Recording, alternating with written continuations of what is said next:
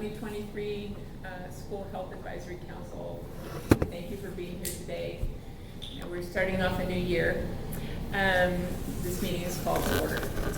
Today we have a presentation from Amy Weiser, who is our new Safe and Supportive School Program Coordinator. That's a new position this year, and because it revolves around safety and students and what happens in our schools, we thought it would be a great opportunity for her to present to you and get some feedback from you today. So just you could, I'm sure she'd be happy for you to throw your hand up or interrupt with questions, or we can do questions at the end.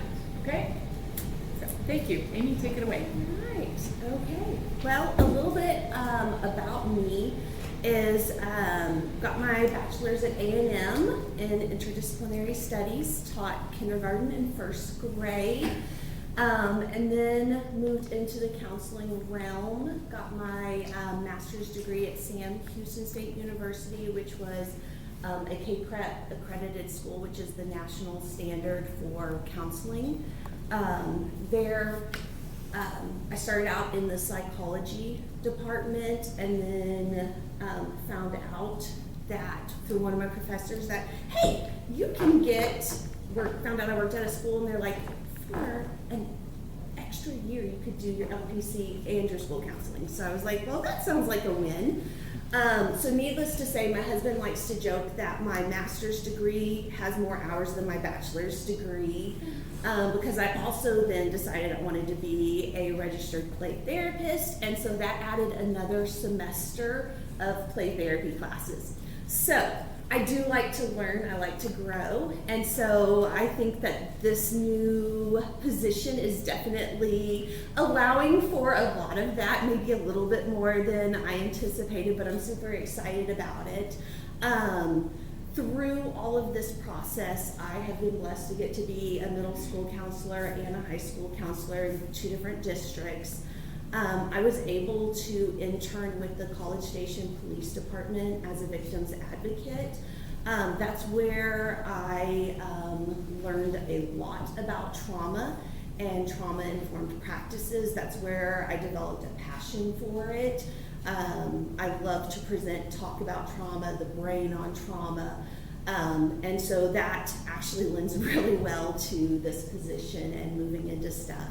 I also was able to counsel at the Head Start Community Counseling Center, where we provided free counseling to the families of our Head Start students.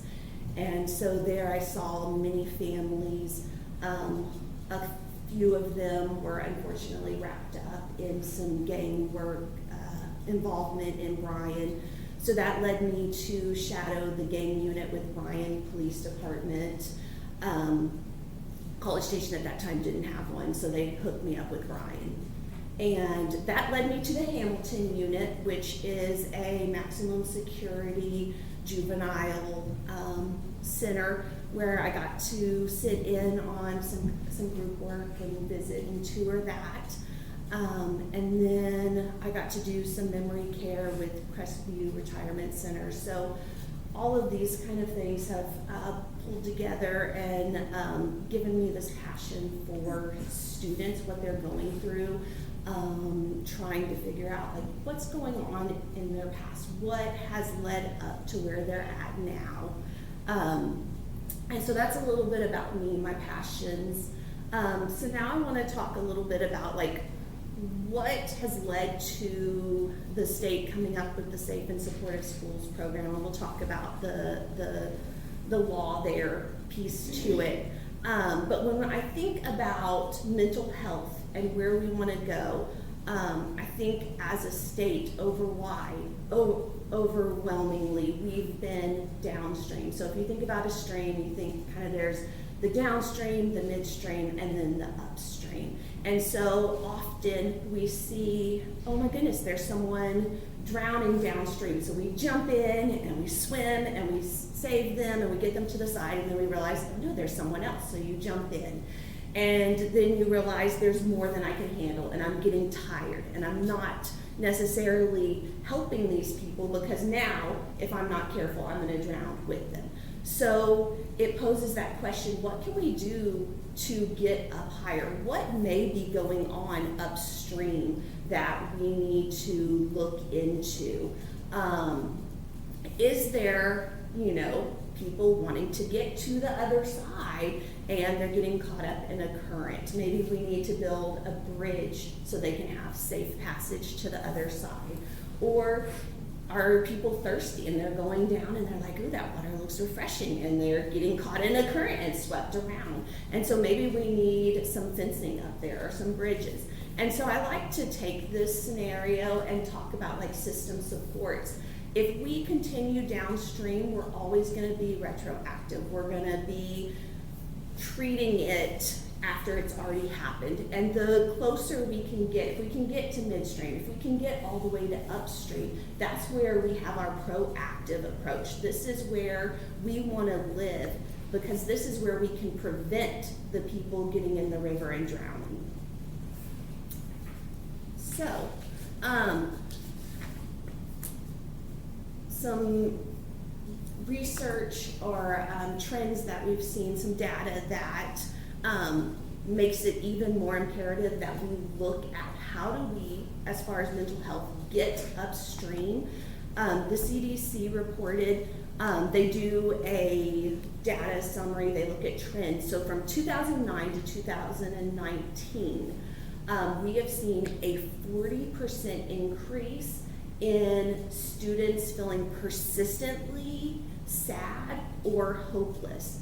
And as counselors, when we start hearing about the hopelessness, that is red flags right there. Concerns start throwing up, because that is a dangerous place to be, and that can increase suicidal ideations and plans. So that brings us to the next stat, that there's been a 44% increase since 2009 in youth that have reported that they made a plan on how to take their own life. And if you look at this date, this is 2019, this was prior COVID. And so the CDC has not released new findings. I think they're still working on collecting data, making sure it's all accurate. So I sadly can only anticipate, based on the other research that I've seen, that unfortunately there probably has been an even more increase in those numbers. But there's good news. I don't want to leave you on gloom and doom. The good news is that children, they are resilient. They can be supported. We can put things into place to help them. And one of the predominant connections that we see that increases mental health wellness is feeling connected, and that's at school and in their families. So if we can increase those relationships, if we can help teachers to realize the impact that maybe trauma has had or past issues.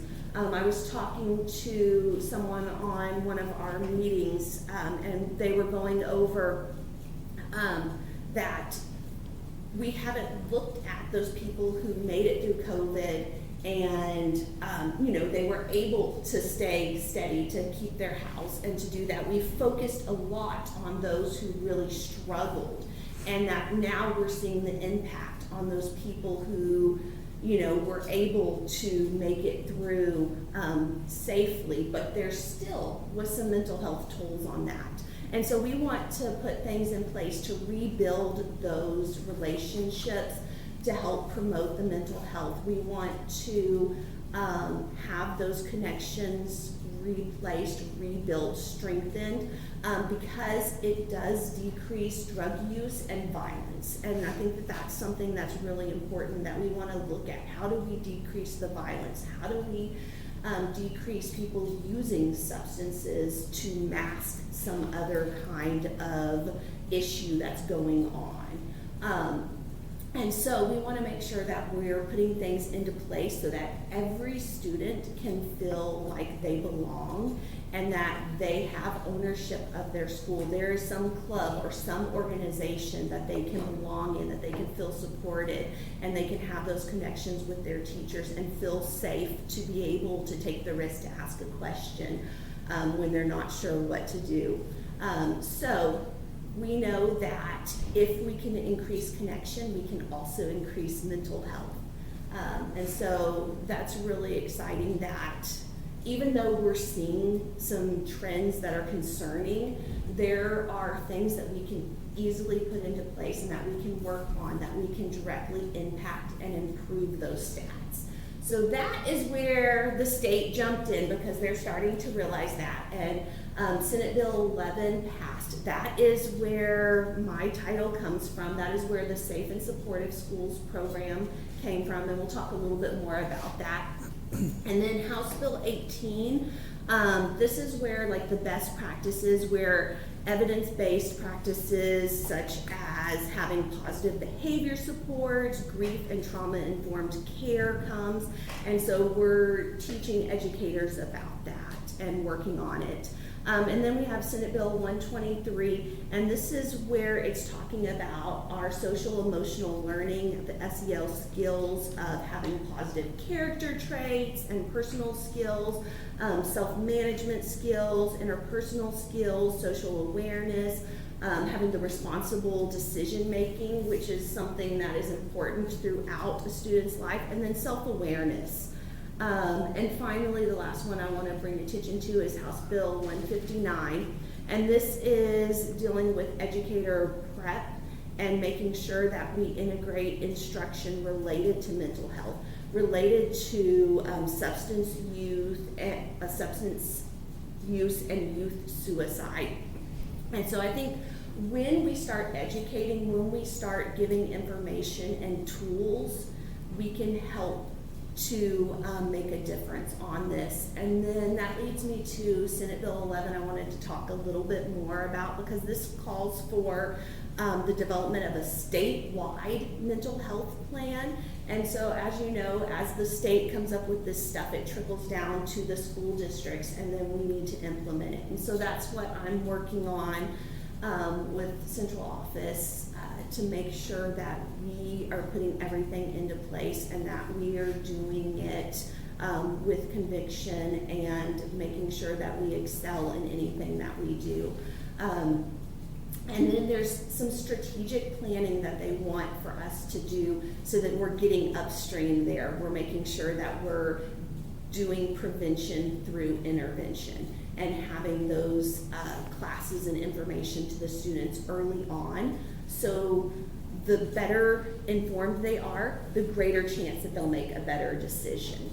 And then Senate Bill 11 also developed our threat assessment teams, where we're looking at those students who may be struggling, who have made a threat or some kind of alarming comment, whether to harm themselves or someone else, that we go through and analyze and look through.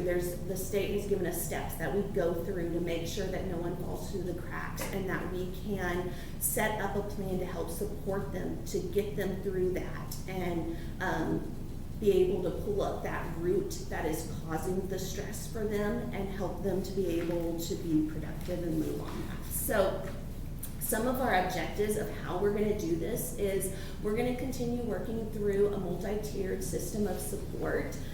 The state has been using this for many, many years, but the last probably 3 years they've really leaned into this for mental health. And so we want to look at our tier 1, that we're doing universal supports for our school. This is school-wide, this is classroom-wide, this is also going to have things like our guidance lessons that fall into it. And we want to make sure that it's culturally appropriate, that we're meeting every student where they're at, not just meeting the students who grew up like I did, but really looking at what are some of those strategies, and there's a database that we can look at that shows us what has been effective and who it's effective with. So we can make sure that we are selecting programs that are approved and that will actually give us the outcome that we need. And then we move up to tier 2, and this is a little bit more where we have some selected students. This is some at-risk students, so this is where we're gonna pull in our small groups and our individual strategies. And then finally, tier 3, this is gonna be our targeted interventions. This is gonna be a few high-risk students. These are usually the ones who or when they rise to a threat assessment level, usually they're going to be in this tier 3. And so we want to make sure that we're meeting them where they are. And ideally, as you put things in place and your universal measures are there, you see fewer and fewer in the top part of the triangle, which is our goal. So we want to, the state says we need to increase availability of effective school-connected mental health interventions and resources. So what we're working on with my position is looking at our counseling guidance alignment. How does it work early childhood all the way through graduation?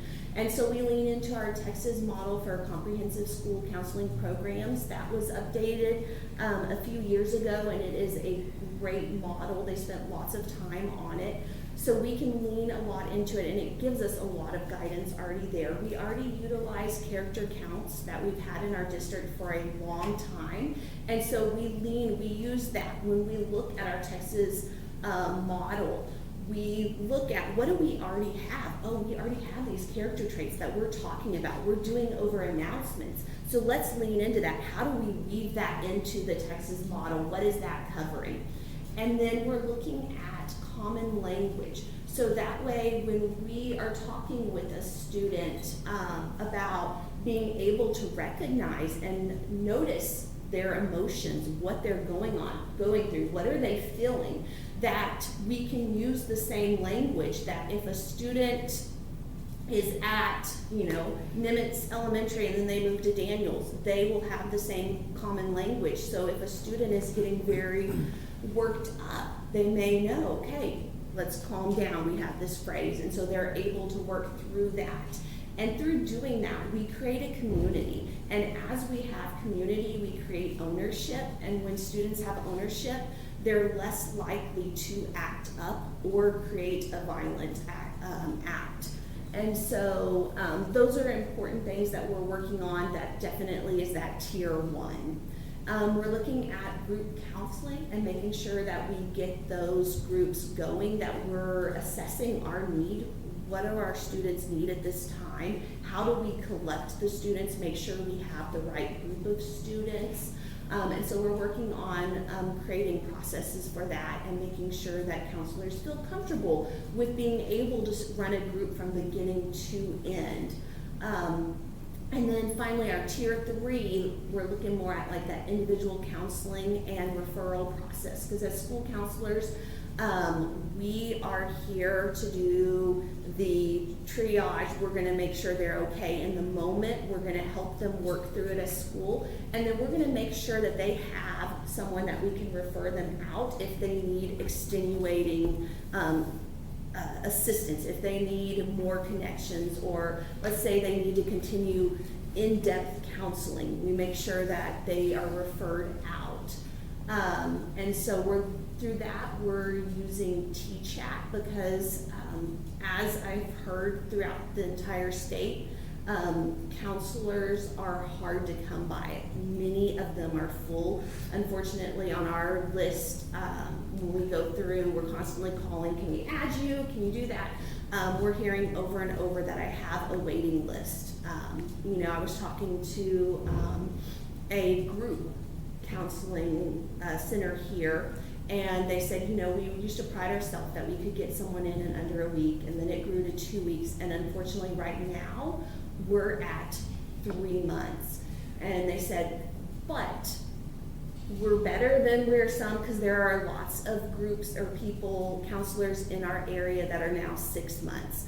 And so they're working on coming up with system supports to help to be able to get people in. So that's where SHAC comes in. The state is providing a online system through UT Health Center to where we can refer students and they can see a psychiatrist if they need that, if they need medicine, because the wait for those are astronomical. I don't even know what they are right now, but I know they were 6+ at one point.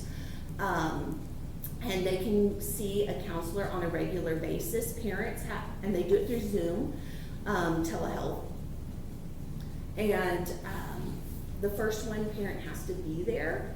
But they can be, like, parent can be at their work and student can be at school, but they'll set it up with us during the student's elective or lunch, or a time that they feel like would be a good time for them. And we can set that up to where they have that consistent contact with a counselor and have support, not only medical, but the non-medical mental health professionals too for the counseling. We are training our staff on positive behavior interventions and supports, PBIS. And so actually today, groups of our teachers are being trained at this moment on it. So I'm really excited about all of the stuff that's going to come out of that and how that will benefit our students. I love that through this program, it's going to give a framework that our teachers can work through and going to add tools to their tool belt. And then we are working with having all students 5th grade through high school run through the Catch My Breath vape education program. And I think that this is something that's really important in today's society. I know I've heard that parents will say, well, vaping is okay for my child because it's vapor. And the fact is there is no water in a vape. It's all chemical and toxins. And so there's no safe vape. And so I think getting that education out there, letting students know that nicotine increases anxiety and depression. Like, I have so many kids that tell me, like, I vape to relax. Well, then what is that doing to you? It's that endless cycle of I need more. And so the more we educate students, the earlier we get it to them, it's that preventative piece. Hopefully they never start. And then we're working on digital literacy and safety, where we're looking at cell phone use, social media, and internet. And that's one piece we're looking at, educating not only students, but being able to send stuff out to educate the community and parents and families. And then looking at staff and student family trainings. We've already provided some on suicide, gatekeeper training to know the signs and be able to respond and help get support for students. We talked about trauma and the effects that it has and some informed practices. So we're already stepping into some of this, already giving teachers more information so that they can better respond and assist students when they are struggling. The state also says we need to increase availability of referrals for students and families to specialized services for programs outside of the school. And I kind of jumped the gun earlier and talked about SHAC because I'm really excited about the opportunities. It's opened a whole new world of being able to get our students to services, and pretty quickly, once we get the paperwork completed and turned in, I've had as much as a week turnaround, sometimes 2 weeks. I don't think I've ever had any over 2 weeks. And then we're working on making sure that we have a family resource list of available. What are the resources? What are the community programs that can help support you or your student? And so we're making sure that's kind of constantly. We have some coalitions in town that are all working together to make sure that we have an updated interagency list. And so we just want to make sure as a school district that we have everything top notch, that we're providing everything that a student could need, that is available in our community and outside of our community also. And then working on just those presentations for the families, to help them be able to have the information and the knowledge that they may not know, or to help build their confidence in being able to talk with their child about that. So that brings me to the end of my presentation. Hopefully it gave you kind of an idea of why the position is necessary, some of the state laws that we're working with and meshing it, and then where we want to go. And I'd like to add that this program, the SSSP, it folds into kind of a larger umbrella of school safety, and so everything she's just talked about there's a lot of proactive things that are taking place to support students socially and emotionally. There are also things in there that are reactionary, that we know there's a kid in crisis, so what are we going to do to help them? And that then in the bigger scheme of things, you'll find within this area, there's also the district's requirement to develop emergency operation plans and be able to, working with local law enforcement and local first responders in the development of those programs. The threat assessment piece is really one of its own pillar within that as well. And then the gravy that, and I'm kind of going from memory right now, but one of the big pieces, one of that has its own pillar. There's 6 different pillars within this umbrella, and one of them is collection of data and making data-informed decisions. And so right now I think we're in phase 1 of probably a 3-phase process, and that data collection and that piece is probably going to is something that'll probably be later in the process, because we really just need to get some of these things up and running, and then we can start collecting data on students, and there's multitudes of pieces of data we could take. One of those pieces is that, and I made a note to myself, I need to remind the principals of this, but in June there's a survey that all of our campuses will have to fill out, that's going to tell the state how many threat assessments were conducted and what were the results of those threat assessments. And so did we find that there was, number one, was it a true threat, or was it something that was a heat of the moment, I'm going to kill you if you don't shut up? Well, kid's not really going to kill anybody, he's just mad. Or was this student really, developing a plan, had means, and had developed a method by which he might try to hurt himself or others? And then what responses were there that went into place for that child? And so that's one piece of data. And then another piece that we could be watching would just be surveying students. And Amy talked about surveys, CDC information, but locally, what are our kids experiencing locally, and how can we help those children? So that's kind of, again, Amy's just getting started. I think she's been on this job now for 4 months, 5 months. Since November full time. Since November full time. Yeah, so full time. She's a newbie. So lot of work to be done, but it's all under the context of safe schools and ensuring that we have supports in place for kids, and then we have plans in place to respond to emergency situations. The T-chat at no charge to your students? Correct. That's very important. Glad you mentioned that. Yeah, that's one of the great things is no matter what, they will provide service to our students.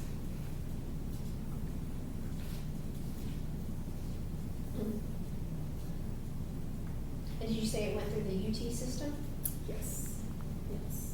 And it's part of the Safe and Supportive Schools program. The state gave money to create this. And so this is their 3rd year. This is our 2nd year participating in it. And I know I've seen my experience. I've only had 4 kids that, personally have worked with getting this process going. but I have seen the process and the program and the supports that they're providing increase and become a lot more family friendly for them. And they're working on even hopefully soon having an absentee class program that works with students and families. So I'm excited about that.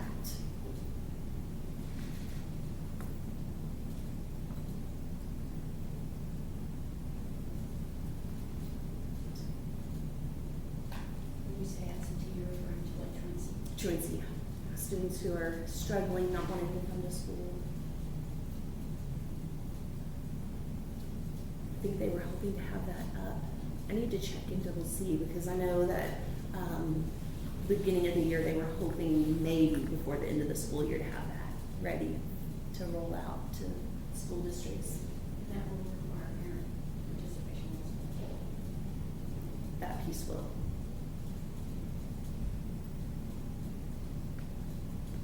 The other elements that I was not remembering were school climate is one, and so it's just kind of the idea that kind of what is the experience that our students are having within a school, and also what the parents are, or what experiences parents are having within in interactions with the school. And another great place to take some data, and that's really going to be that's not necessarily under her purview right now, and it may never be, but that's where we can really dig down into some informational surveys of students and parents, and what is your experience like in the schools, in the school that your child's in right now, and then using that information to make some changes. And then the other one, and this is one that I've always in my entire administrative career hang my hat on, is academic supports. So many students who are troubled have academic problems, and some students that are troubled, their academic problems are the cause of their overall problem. And so what are our schools, what are our teachers, what are our administration, what kinds of academic interventions are in place, and what is the quality of instruction that students are receiving? So those are the other two that I could not remember off the top of my head. But. So this is just part of the 6 pillars. Yeah. In that safety. And when safe and supportive, it's obviously safe, supportive school program coordinator. So where does the supportive start and where does it end, supportive wise? You've mentioned mental health. Is that the gear? Is that where we're focused? Because that's where the state is focused right now. Is it just a new to be continued? This is where we're starting. I think this is the manageable piece. When we were coming up with like the goals, where can we have our starting point? Where do we feel like this is going to have the most benefit? This is where we're jumping off. Okay. And so, is it likely to add more stuff in? There's a good chance. Yeah. And let me read the kind of this again. I'm just reading off the TEA website, but it's a framework for the systemic alignment of school-wide practices, programs, and services to support both the non-academic, meaning social, emotional, mental, and behavioral health and wellness needs, and academic development of students, as well as address physical and psychological safety of all students within the school community. So the physical safety, of course, would be safe from violent attacks, Yeah. and then the, of course, psychological safety would be our strategies for reducing or eliminating bullying and things of that nature. Mm-hmm. And so her part of that really is the idea of that social, emotional, The mesh behavioral aspect of it all. Yeah, and that's what she's looking at.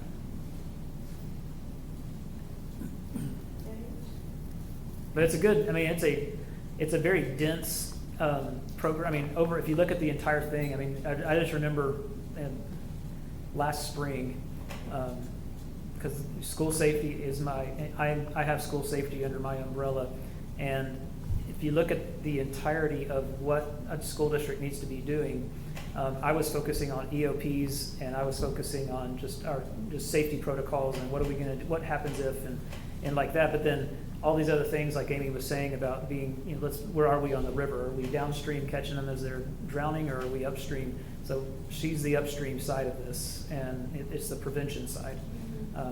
and let's not even have the, and I believe that's the best thing that any school district can do to ensure safety from gun violence or other physical violence, is taking care of the kids and supporting them well and making sure that they are socially and psychologically healthy. And if they're not, that we catch them and we know who they are, and we're providing the supports to them. And where does identifying those kids who need to come into each program, like, I know you showed us the triangle there, and mental health is one aspect, but identifying students, I mean, it just falls on oftentimes your counselor. So identifying the students who need help to get into a support like this, where does that, I mean, that falls to everybody, but where's that, the importance of that? I think that we're working on giving training to teachers, so teachers are better able to catch on to this. Nurses play a key piece into this. Often, I think pretty much any counselor in the district would say nurses do a great job, vice versa, of bringing people like, their stomach has been hurting a lot lately, and I'm thinking this may be more emotional or anxiety piece or something. And so there is that piece of, we all have to work together. And the more we inform, the more people know what to look for. And we have the systems in place. That's one thing that we're working on, is how do you, once you realize what's going on, how do you notify them? Who do you go to? And so definitely we want to make this where we're seeing everything. And as we shore that up, then it's that piece of stepping into the community and families, as a parent noticing, hey, I noticed that. How can we pair together to help this student? So ideally we want to get there, but right now we're working on really making sure everyone knows those warning signs, things to look for, so that way we can catch the kiddos and get those supports in place. I was joking with Amy via email a while back, and I was like, you need to create a flow chart for us. I'm like, okay, kid comes in and kid has moderate social emotional issue going on.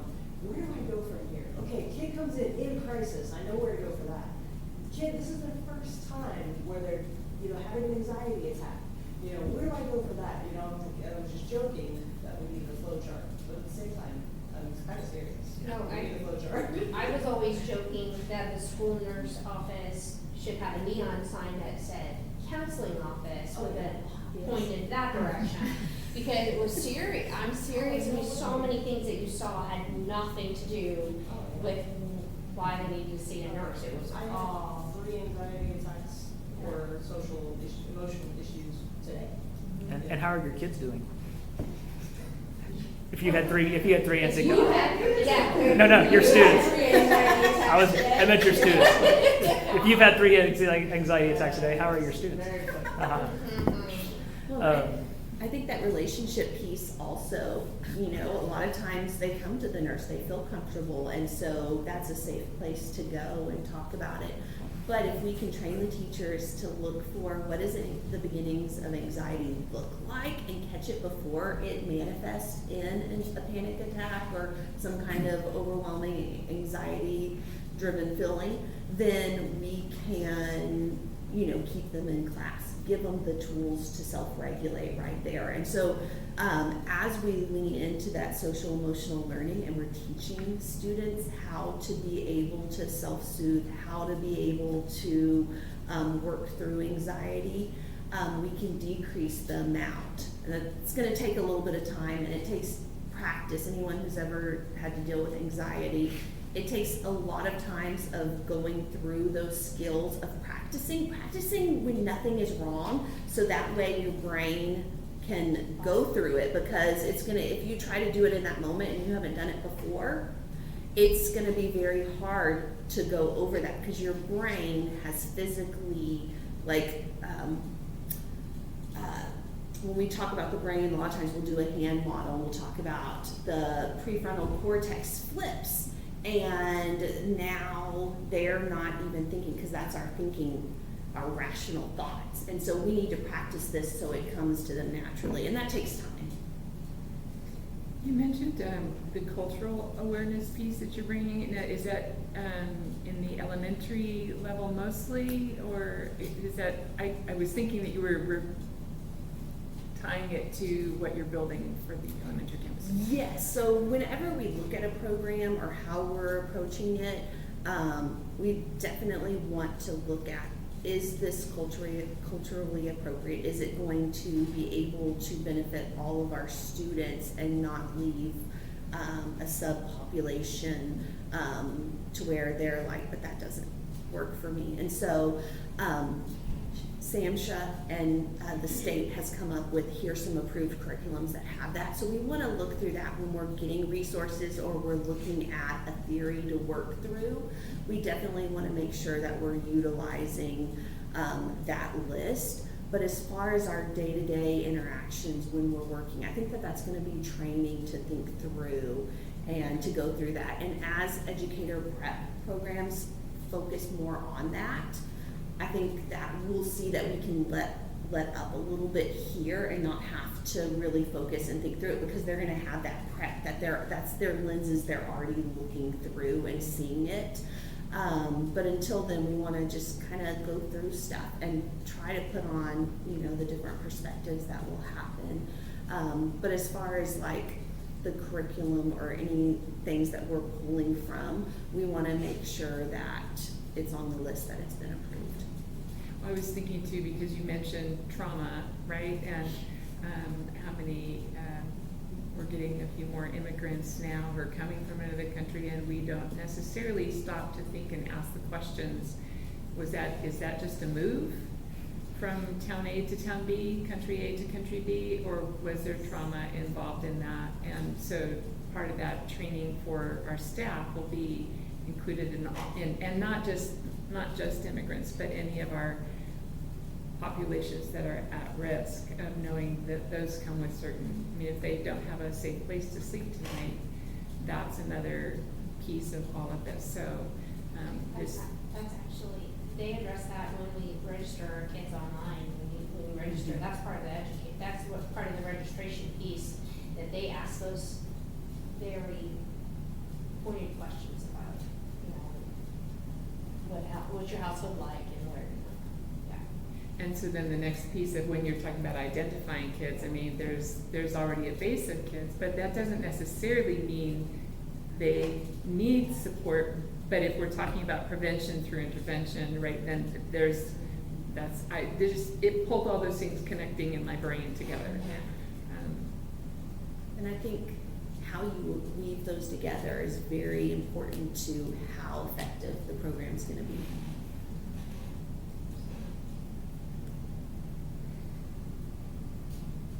Okay. Well, Thank you for any- doing the job you're doing. Mhm. It's very important. Very important to a coordinator extraordinaire. I think there's a lot of things that we already do well as a district and as educators, but having someone who's kind of pulling all of those pieces together across campuses, across the district, and helping our students. Any other questions for me today? Well, if not, I think we can adjourn, and we will see you next time. Our next meeting is set to be March 22nd, and I know you probably noticed the calendar invite went out, the location has changed, but just to keep you on your toes, that may change again, or we may change the date if it fits well with everything else that's going on in the district. So I'll keep you informed and make sure that you get plenty of notice on that. Okay? Thank you for being here today. Yeah. Good Yeah. to see you all.